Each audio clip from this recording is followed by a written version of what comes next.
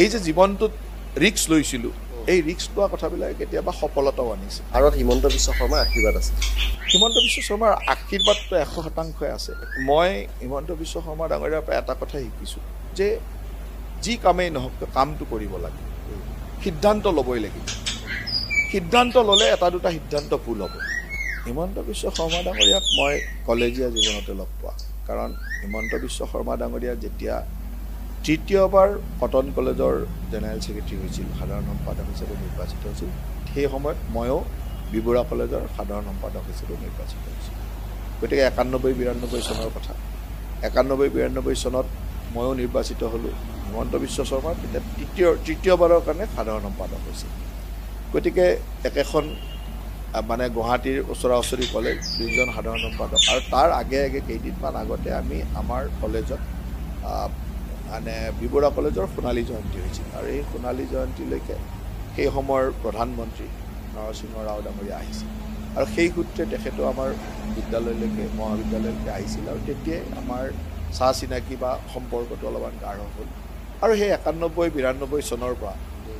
মোটামুটিকৈ লগ পাই থাকোঁ। গতিকে বিভিন্ন সময়ত লগ পাই থকা হয়। তাৰপিছত কিছু বছৰ পিছত দলীয় ৰাজনীতিটো একেলগে সোমালোঁ। 94 চনত 91-ৰ পৰা 94লৈকে ছাত্ৰ নেতা হিচাপে সেই সময়ৰ মুখ্যমন্ত্ৰী হিমন্ত বিশ্ব শৰ্মা ডাঙৰীয়াৰ লগত সম্পৰ্ক স্থাপন হ'ল, কাম কৰি থাকিলোঁ। তাৰপিছত 94 চনত কংগ্ৰেছ দলত আনুষ্ঠানিকভাৱে যোগদান কৰিলোঁ, আৰু যোগদান কৰাৰ পিছত দলৰো ইটো দায়িত্বত থাকিলোঁ। গতিকে হিমন্ত বিশ্ব শৰ্মাও সেই সময়ত দলৰ বিভিন্ন দায়িত্বত থাকিলে। আমি একেলগে তেনেকৈ এটা দীঘলীয়া দিনৰ পৰিক্ৰমাৰ মাজেৰে লগ পাই কৰি আহি থাকিলোঁ। আৰু সৌভাগ্যবশতঃ বা দলে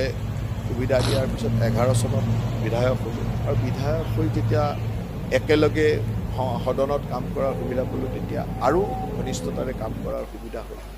গতিকে মোটামুটিকৈ ধৰক 3টা দশকতকৈ বেছি দিনৰ চিনাকি, আৰু যোৱা বিশেষকৈ বিধায়ক হোৱাৰ পিছত অত্যন্ত ঘনিষ্ঠতাৰে কাম কৰাৰ অভিজ্ঞতা। আৰু মই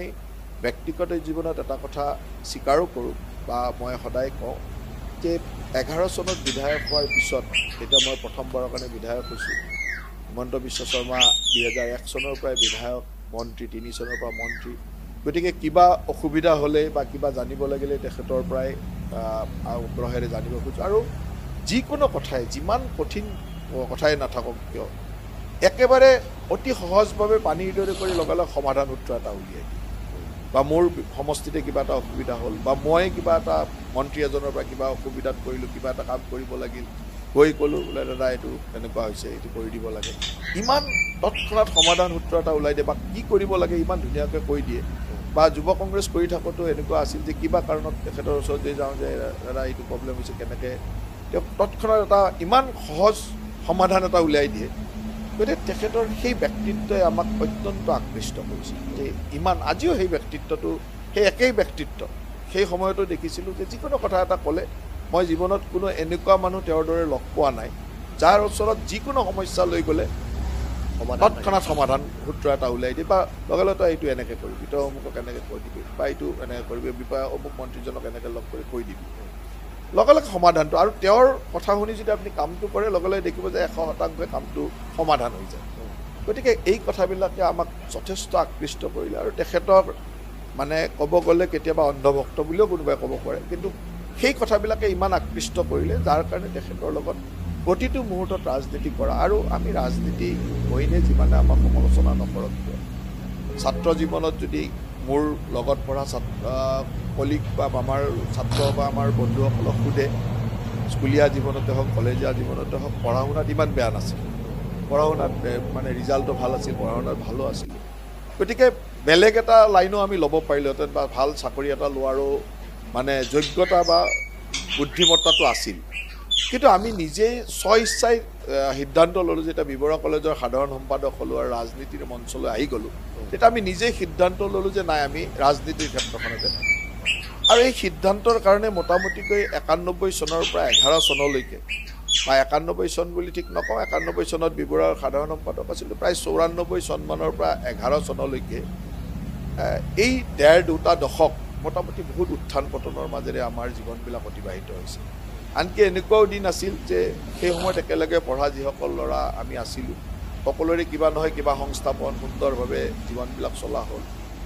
আমাক সকলোৱে কয় যে ইহঁতৰ এইবিলাক ৰাজনীতি কৰিব গৈ ইহঁতৰ কেৰিয়াৰবিলাক শেষ হৈ গ'ল ভাল ল'ৰা আছিল পঢ়া শুনাত ভাল আছিল ঘৰতো কৈছিলেনে ঘৰতো মোৰ দেউতাক বাদ দি মোটামুটি ঘৰৰ সকলো মানুহে এই কথাটো মাজে মাজে কৈছিল দেউতাৰ এটা কথা আছিল যে দেউতাই মই ৰাজনীতি কৰাটো তেওঁ এটা কিবা কাৰণত তেওঁ ভাল পাইছিল বা দেউতাও সামাজিক মানুহ আছিল সেইকাৰণে দেউতাই ৰাজনীতিটো মোক ফ্ৰীলি কৰিব দিছিল যে তোৰ যদি মনত ৰাজনীতিয়ে কৰা ইচ্ছা কৰ ইয়াত তেওঁ কোনো দিন মোক নিগেটিভ কথা নকৈছিল বাকী মানুহবিলাকৰ এনেকুৱা আছিল যে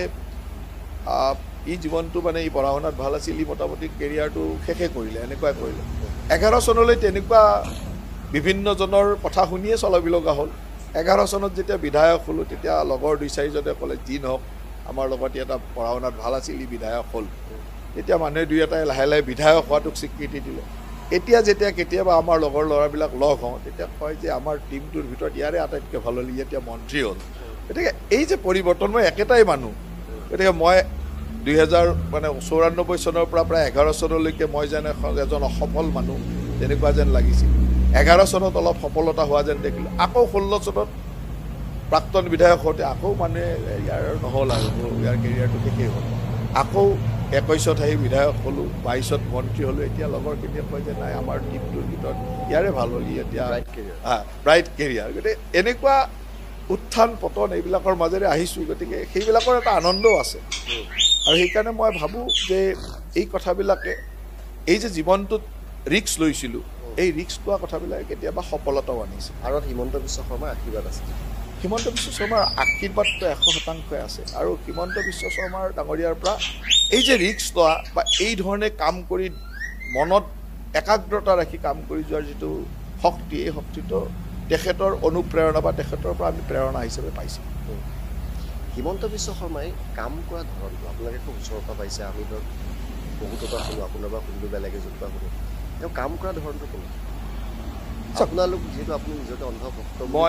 মই হিমন্ত বিশ্ব শৰ্মা ডাঙৰীয়াৰ পৰা এটা কথাই শিকিছোঁ যে যি কামেই নহওক কামটো কৰিব লাগে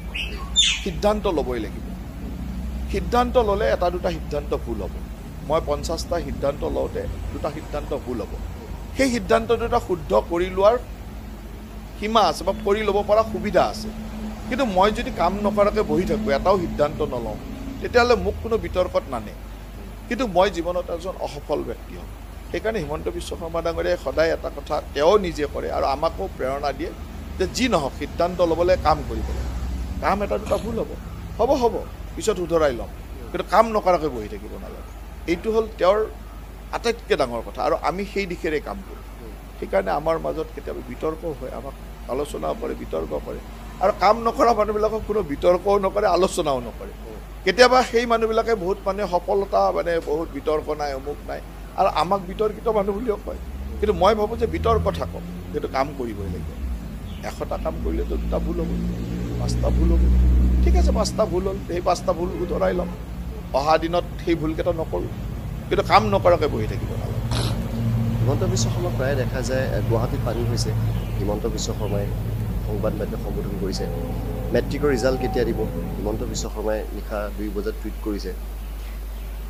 এই যিবিলাক আছে বিষয় অৰুণোদয় কিবা কাৰণে উইকেণ্ড পৰিছে পইচাটো দিব পৰা দুদিন লেট হ'ব হিমন্ত বিশ্ব শৰ্মাই অৱগত কৰে অন্যান্য মন্ত্ৰীসকল বা বিভাগীয় মন্ত্ৰীসকলে এই কথাখিনি তেওঁ কোৱাটো নিবিচাৰে তেওঁ নিজৰ ওপৰত আত্মবিশ্বাস বেছি যে মই ক'লে কথাখিনি ভুল নহ'ব সকলো ক্ষেত্ৰতে তেওঁকে কোৱা দেখোঁ চাওক আমাৰ সকলোৰে নেতা হ'ল হিমন্ত বিশ্ব শৰ্মা ডাঙৰীয়া নেতাগৰাকীয়ে আৰু হিমন্ত বিশ্ব শৰ্মা ডাঙৰীয়া এনেকুৱা এগৰাকী নেতা যে প্ৰতিটো কথাতে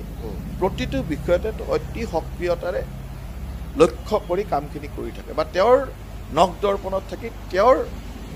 ব্যৱস্থাটোৰ মাজেৰে বা তেওঁৰ নখ দৰ্পণত থাকি তেওঁৰ পৰামৰ্শ বা তেওঁৰ হেৰিতে চলি থাকে গতিকে তেখেতৰ কথাটো এতিয়া ধৰক এই কথাটোৱে যদি মোৰ বিভাগৰ এটা কথা যদি মই টুইট এটা মাৰি কওঁ যিমান মানুহৰ ওচৰলৈকে যাব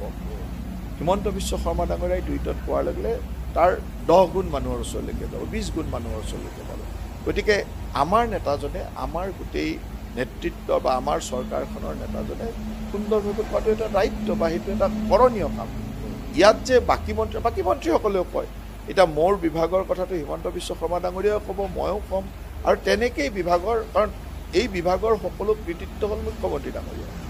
চৰকাৰ এখনৰ সকলো কৃতিত্বটো থাকে মুখ্যমন্ত্ৰী ডাঙৰীয়া মুখ্যমন্ত্ৰী ডাঙৰীয়াই মোক বিভাগটো চলাব দিছে আৰু মুখ্যমন্ত্ৰী ডাঙৰীয়াৰ পৰামৰ্শ আৰু আলোচনাৰ মতে আমি বিভাগটো চলাওঁ গতিকে সেই কৃতিত্বটো মুখ্যমন্ত্ৰী ডাঙৰীয়াই বা মুখ্যমন্ত্ৰী ডাঙৰীয়াই কোৱাটো উচিত কোৱাৰ কাৰণে ৰাইজেও ভাল পায় আৰু ঠিক তেনেদৰে আমাৰ গোটেই টিমটোৰ মাজত নেতৃত্বটোৰ গোটেই ব্যৱস্থাটো পৰিস্ফুট হৈ উঠে আৰু সেইকাৰণে সেইটোৱে কৰা হয় আৰু সেইটো কৰা উচিত